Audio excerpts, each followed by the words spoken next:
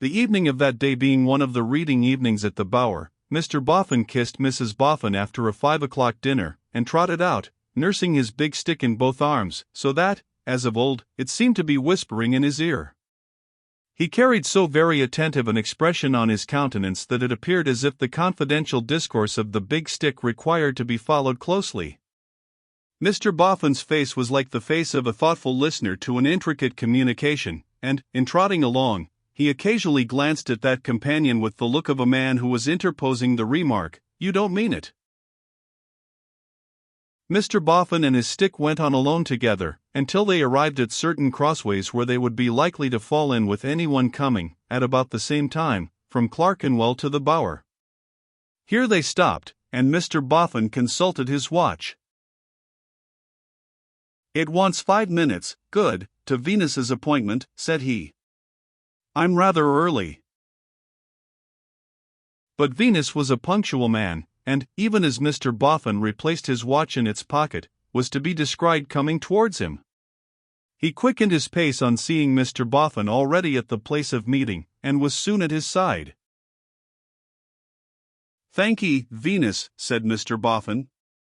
"Thank'ee, thank'ee, thank'ee." It would not have been very evident why he thanked the anatomist, but for his furnishing the explanation in what he went on to say. "All right, Venus, all right. Now, that you've been to see me, and have consented to keep up the appearance before Wegg of remaining in it for a time, I have got a sort of a backer. All right, Venus. Thank'ee, Venus. Thank'ee, thank'ee, thank'ee." Mr. Venus shook the proffered hand with a modest air, and they pursued the direction of the Bower. "Do you think Wegg is likely to drop down upon me tonight, Venus?" inquired Mr. Boffin, wistfully, as they went along. "I think he is, sir." "Have you any particular reason for thinking so, Venus?"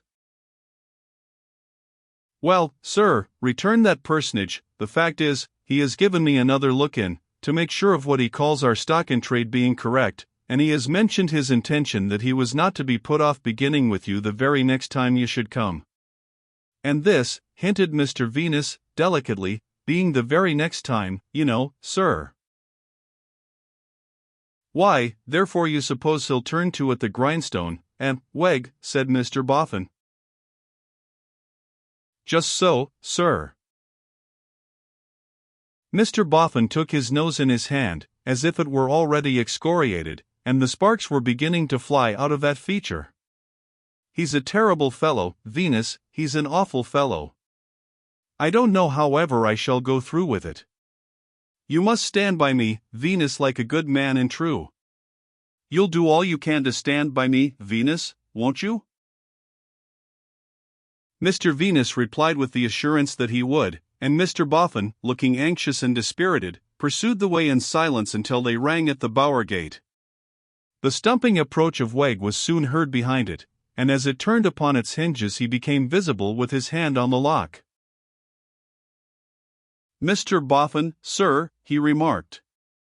"You're quite a stranger." "Yes. I've been otherwise occupied, Wegg." "Have you indeed, sir?" returned the literary gentleman, with a threatening sneer. "Ha! I've been looking for you, sir, rather what I may call specially." "You don't say so, Wegg?" "Yes, I do say so, sir. And if you hadn't come round to me tonight, dash my wig if I wouldn't have come round to you tomorrow. Now, I tell you. Nothing wrong, I hope, Wegg?" "Oh no, Mr. Boffin," was the ironical answer. "Nothing wrong. What should be wrong in Buffince's Bower? Step in, sir.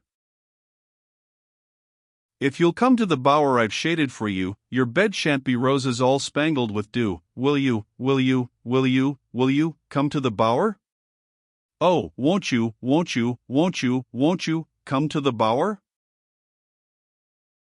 An unholy glare of contradiction and offense shone in the eyes of Mr. Wegg, as he turned the key on his patron, after ushering him into the yard with this vocal quotation. Mr. Boffin's air was crestfallen and submissive. Whispered Wegg to Venus, as they crossed the yard behind him, "Look at the worm minion, he's down in the mouth already." Whispered Venus to Wegg, "That's because I've told him. I've prepared the way for you." Mr. Boffin, entering the usual chamber, laid his stick upon the settle usually reserved for him, thrust his hands into his pockets, and, with his shoulders raised and his hat drooping back upon them, looking disconsolately at Wegg. "My friend and partner, Mr. Venus, gives me to understand," remarked that man of might, addressing him, "that you are aware of our power over you.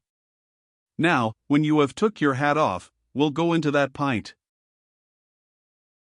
Mr. Boffin shook it off with one shake, so that it dropped on the floor behind him, and remained in his former attitude with his former rueful look upon him.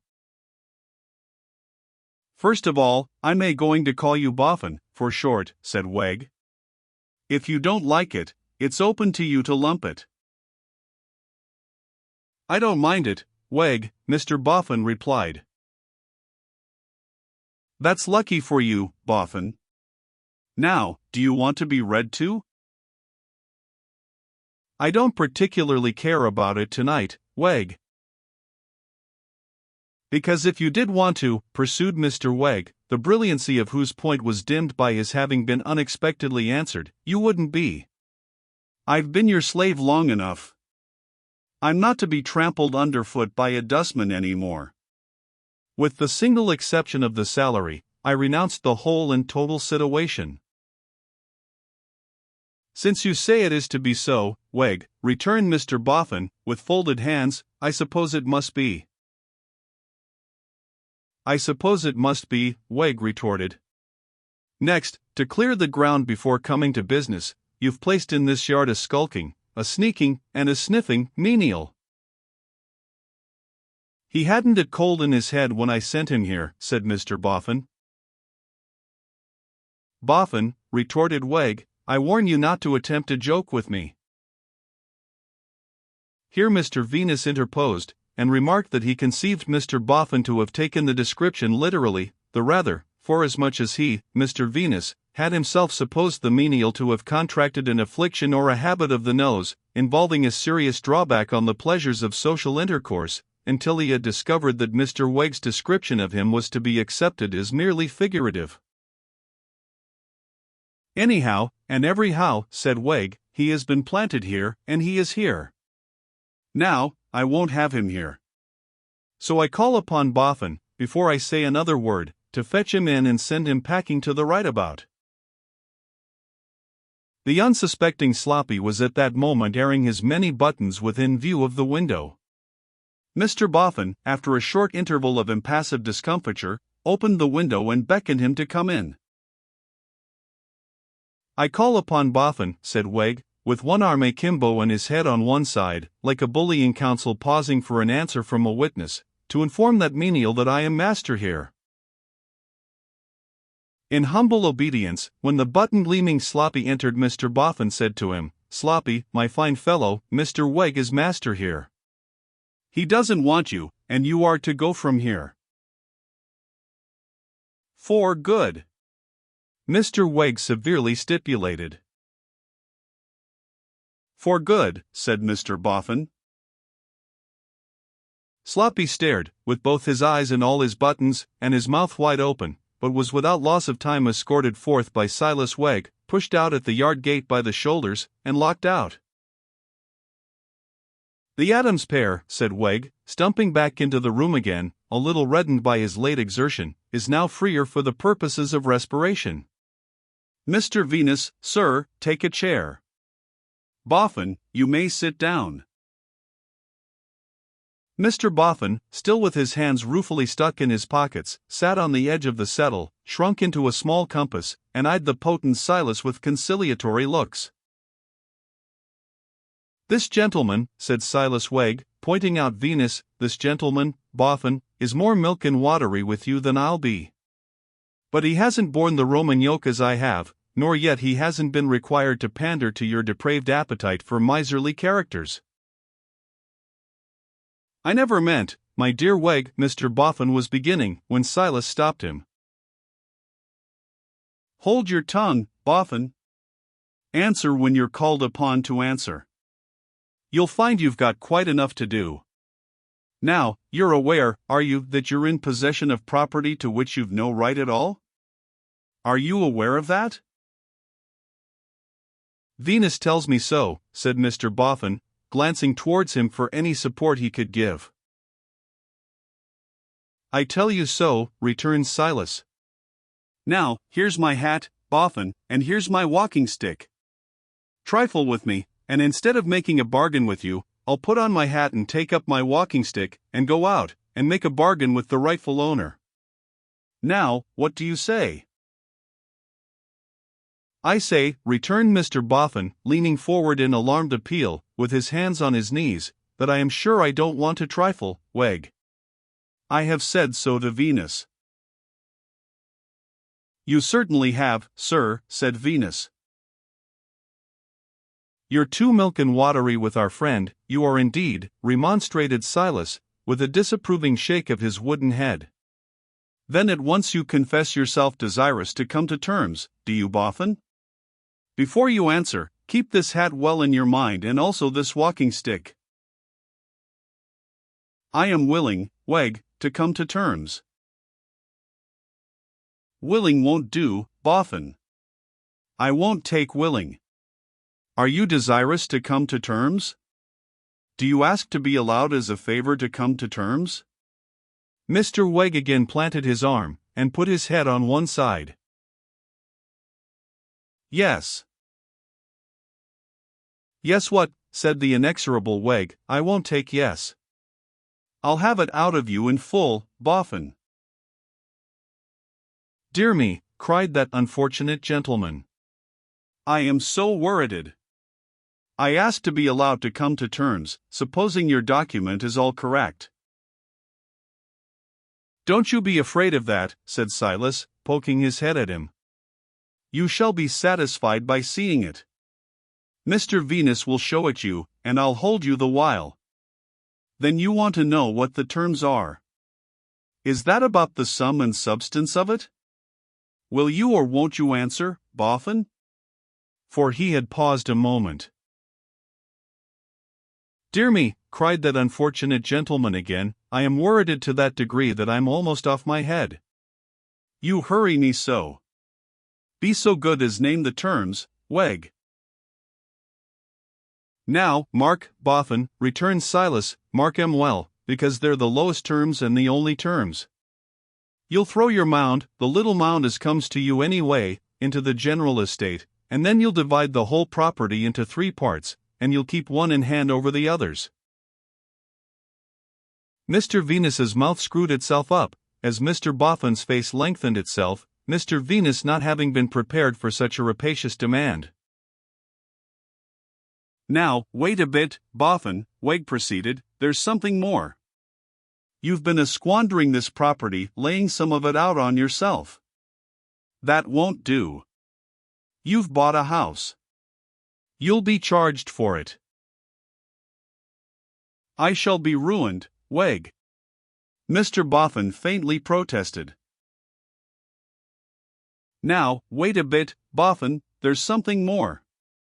You'll leave me in sole custody of these mounds till they're all laid low. If any wallowables should be found in I'll take care of such wallowables. You'll produce your contract for the sale of the mounds, that we may know to a penny what they're worth, and you'll make out likewise an exact list of all the other property. When the mounds is cleared away to the last shovelful, the final division will come off. Dreadful, dreadful, dreadful. I shall die in a workhouse, cried the Golden Dustman, with his hands to his head. Now, wait a bit, Boffin, there's something more. You've been unlawfully ferreting about this yard. You've been seen in the act of ferreting about this yard. 2 pair of eyes at the present moment brought to bear upon you, have seen you dig up a Dutch bottle. It was mine, Wegg, protested Mr. Boffin. I put it there myself. What was in it, Boffin? Inquired Silas. Not gold, not silver, not banknotes, not jewels, nothing that you could turn into money, Wegg, upon my soul. Prepared, Mr. Venus, said Wegg, turning to his partner with a knowing and superior air, for an evasive answer on the part of our dusty friend here. I have hit out a little idea which I think will meet your views. We charge that bottle against our dusty friend at £1,000. Mr. Boffin drew a deep groan. Now, wait a bit, Boffin, there's something more. In your employment is an underhanded sneak, named Rokesmith. It won't answer to have him about, while this business of ours is about. He must be discharged. Rokesmith is already discharged, said Mr. Boffin, speaking in a muffled voice, with his hands before his face, as he rocked himself on the settle. Already discharged, is he? Returned Wegg, surprised. Oh. Then, Boffin, I believe there's nothing more at present. The unlucky gentleman continuing to rock himself to and fro, and to utter an occasional moan, Mr. Venus besought him to bear up against his reverses, and to take time to accustom himself to the thought of his new position. But, his taking time was exactly the thing of all others that Silas Wegg could not be induced to hear of. Yes or no, and no half measures, was the motto which that obdurate person many times repeated, shaking his fist at Mr. Boffin, and pegging his motto into the floor with his wooden leg, in a threatening and alarming manner. At length, Mr. Boffin entreated to be allowed a quarter of an hour's grace, and a cooling walk of that duration in the yard. With some difficulty Mr. Wegg granted this great favor, but only on condition that he accompanied Mr. Boffin in his walk, as not knowing what he might fraudulently unearth if he were left to himself. A more absurd sight than Mr. Boffin in his mental irritation trotting very nimbly, and Mr. Wegg hopping after him with great exertion, eager to watch the slightest turn of an eyelash, lest it should indicate a spot rich with some secret, assuredly had never been seen in the shadow of the mounds. Mr. Wegg was much distressed when the quarter of an hour expired, and came hopping in, a very bad second. I can't help myself, cried Mr. Boffin, flouncing on the settle in a forlorn manner, with his hands deep in his pockets, as if his pockets had sunk. What's the good of my pretending to stand out, when I can't help myself? I must give in to the terms. But I should like to see the document. Wegg, who was all for clinching the nail he had so strongly driven home, announced that Boffin should see it without an hour's delay. Taking him into custody for that purpose, or overshadowing him as if he really were his evil genius in visible form, Mr. Wegg clapped Mr. Boffin's hat upon the back of his head, and walked him out by the arm, asserting a proprietorship over his soul and body that was at once more grim and more ridiculous than anything in Mr. Venus's rare collection. That light-haired gentleman followed close upon their heels, at least backing up Mr. Boffin in a literal sense, if he had not had recent opportunities of doing so spiritually, while Mr. Boffin, trotting on as hard as he could trot, involved Silas Wegg in frequent collisions with the public, much as a preoccupied blind man's dog may be seen to involve his master. Thus they reached Mr. Venus's establishment, somewhat heated by the nature of their progress thither. Mr. Wegg, especially, was in a flaming glow, and stood in the little shop, panting and mopping his head with his pocket handkerchief, speechless for several minutes. Meanwhile, Mr. Venus, who had left the dueling frogs to fight it out in his absence by candlelight for the public delectation, put the shutters up. When all was snug, and the shop door fastened, he said to the perspiring Silas, "I suppose, Mr. Wegg, we may now produce the paper?" "Hold on a minute, sir," replied that discreet character, "hold on a minute. Will you obligingly shove that box, which you mentioned on a former occasion as containing miscellanies, towards me in the midst of the shop here?" Mr. Venus did as he was asked. "Very good," said Silas, looking about, "very good. Will you hand me that chair, sir, to put a top of it?" Venus handed him the chair. "Now, Boffin," said Wegg, "mount up here and take your seat, will you?" Mr. Boffin, as if he were about to have his portrait painted, or to be electrified, or to be made a Freemason, or to be placed at any other solitary disadvantage, ascended the rostrum prepared for him. "Now, Mr. Venus," said Silas, taking off his coat, "when I catches our friend here round the arms and body, and pins him tight to the back of the chair, you may show him what he wants to see. If you'll open it and hold it well up in one hand, sir, and a candle in the other, he can read it charming." Mr. Boffin seemed rather inclined to object to these precautionary arrangements, but, being immediately embraced by Wegg, resigned himself.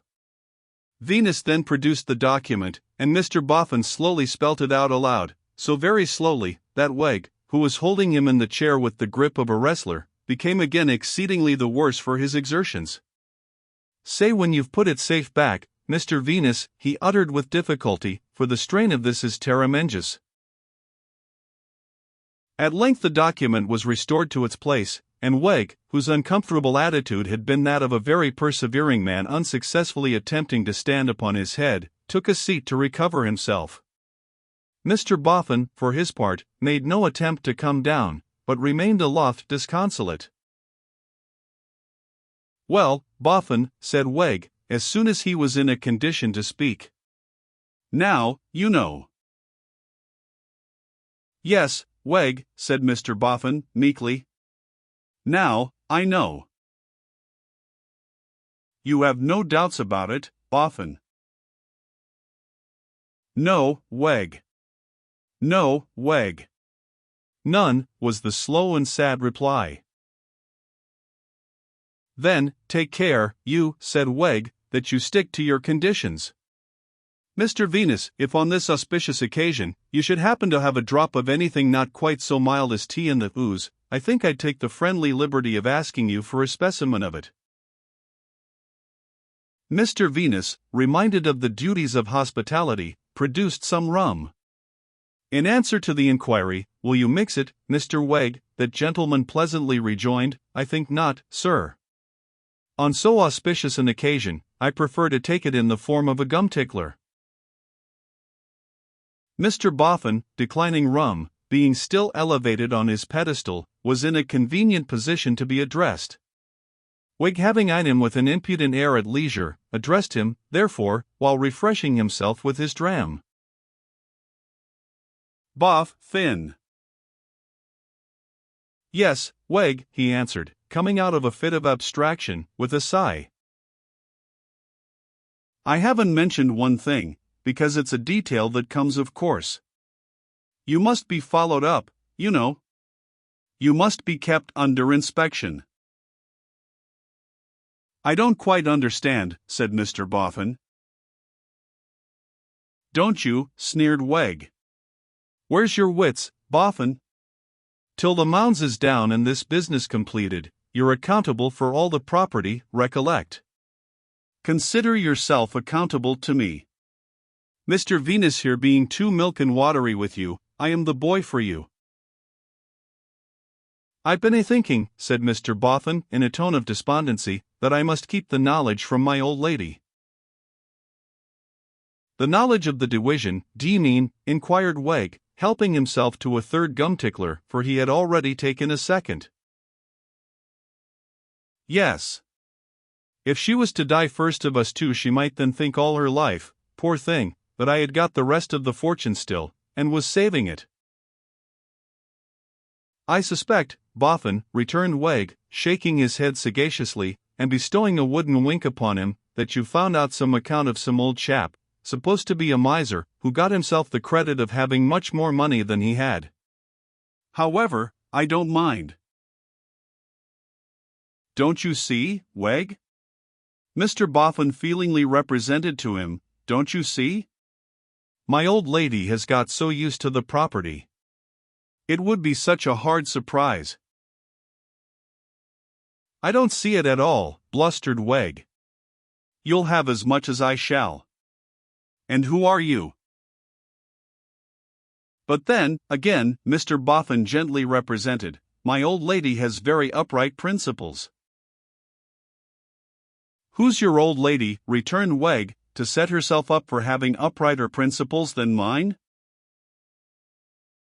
Mr. Boffin seemed a little less patient at this point than at any other of the negotiations.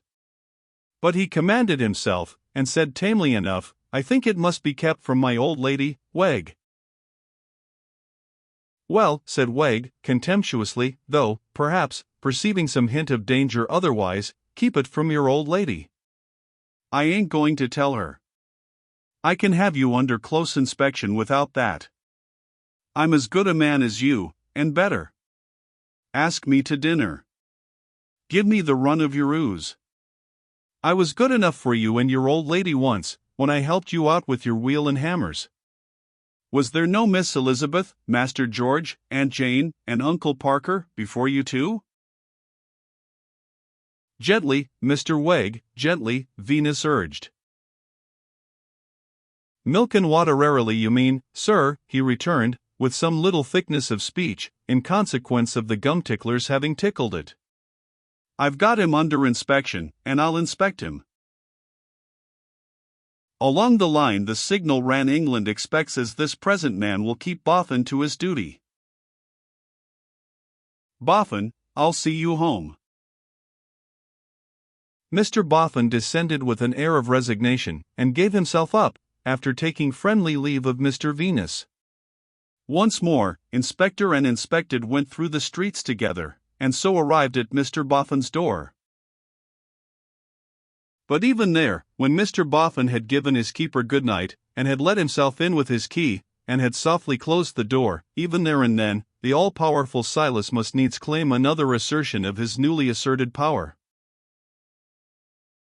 Boff Fin, he called through the keyhole. Yes, Wegg, was the reply through the same channel. Come out. Show yourself again. Let's have another look at you. Mr. Boffin, how fallen from the high estate of his honest simplicity, opened the door and obeyed. Go in. You may get to bed now, said Wegg, with a grin. The door was hardly closed, when he again called through the keyhole, Boff Fin.